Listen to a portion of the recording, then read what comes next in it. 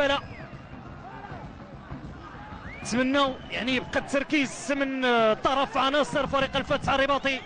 تلعب من محمد كوفي، كرة في اتجاه باسم مرسي. باسم مرسي بامكانيات كبيره. باسم مرسي حذاري حذاري حذاري حذاري حذاري حذاري حذاري حذرو.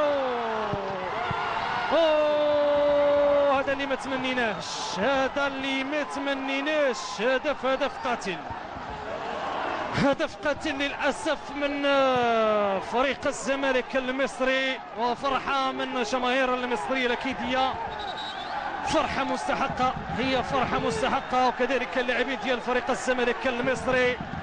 أظن إبراهيم صلاح هو اللي منح الهدف الثاني، وقلتها بأن هناك أخطاء على مستوى دفاع فريق الفتح الرباطي، وكنتابعوا يعني كيراوغ بالطريقة اللي بغا، بالطريقه اللي بغى صراحه. هدف مفاجئ، هدف مفاجئ.